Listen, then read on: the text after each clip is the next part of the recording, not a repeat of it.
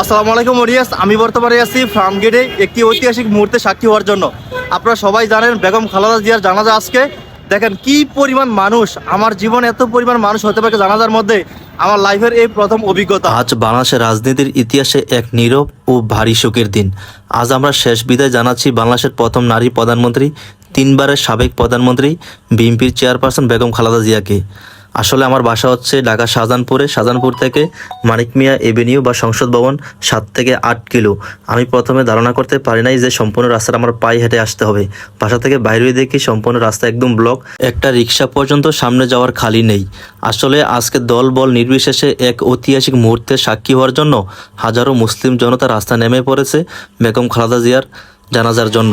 তার মধ্যে আমিও একজন। বেগম খালেদা জিয়া বাংলাদেশের প্রথম নারী প্রধানমন্ত্রী, তিনবারের সাবেক প্রধানমন্ত্রী এবং মুসলিম বিশ্বের দ্বিতীয় নারী প্রধানমন্ত্রী। তার রাজনৈতিক জীবনের শুরুটা সহজ ছিল না। 1981 সালে শহীদ রাষ্ট্রপতি জিয়াউর রহমানের শাহাদাতের পর এক শোকাহত পরিবার থেকে তিনি ধীরে ধীরে হয়ে ওঠেন বাংলাদেশের রাজনীতির কেন্দ্রবিন্দুতে। নীরব স্বভাবের একজন গৃহিণী থেকে তিনি হয়ে ওঠেন একজন দৃঢ়চেতা রাজনৈতিক নেত্রী। স্বৈরাচার বিরোধী আন্দোলন, গণতন্ত্র পুনরুদ্ধারের সংগ্রাম, প্রতিটি লড়াইয়ে তিনি সামনে থেকে নেতৃত্ব দেন। 1991 সালে দীর্ঘ স্বৈরশাসনের অবসান ঘটিয়ে তিনি হন বাংলাদেশের প্রথম নারী প্রধানমন্ত্রী। এরপর 1996 সাল ও 2001 সালে মোট 3বার দেশ পরিচালনার দায়িত্ব পালন করেন। তার শাসন আমল ছিল বিতর্ক ও অর্জনের মিশ্রণ। সমর্থকদের কাছে তিনি ছিলেন আপসীন নেত্রী, কারণ তিনি কখনো অন্যায়ের সাথে আপোষ করেননি। আর বিরোধীদের চোখে একজন কঠোর রাজনৈতিক প্রতিদ্বন্দ্বী। কিন্তু এই কথা অস্বীকার করার উপায় নেই, তিনি ছিলেন বাংলাদেশের রাজনীতির সবচেয়ে প্রভাবশালী নারী নেত্রী। রাজনৈতিক জীবনে তাকে যেতে হয়েছে কারাবরণ, অসুস্থতা এবং দীর্ঘ সময়ের একাকিত্বের মধ্যে দিয়ে। তবুও তিনি কখনো নিজের রাজনৈতিক পরিচয় থেকে সরে যাননি। আর সেই নেত্রীকে শেষ বিদায় জানাতে মানুষের ঢল নেমেছে। জাতীয় সংসদ ভবন এলাকা, মানিক মিয়া এভিনিউ, সব শোকস্তব্ধ পরিবেশ।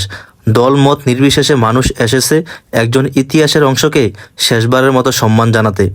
আজকের এই জানাজা আমাকে মনে করিয়ে দেয় রাজনীতি ক্ষণস্থায়ী, ক্ষমতা ক্ষণস্থায়ী, কিন্তু মানুষের ভালোবাসা আর ইতিহাসের মূল্যায়ন চিরস্থায়ী।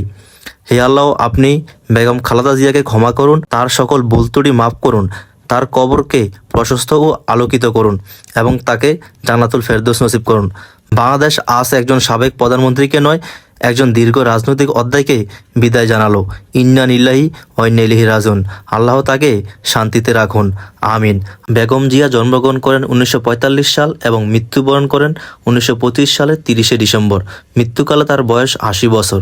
তার সম্পূর্ণ জীবনে 23 বার নির্বাচন করেছেন এবং 23 বার নির্বাচনে 23 বারে তিনি বিজয়ী। আজ এই লক্ষ লক্ষ মানুষের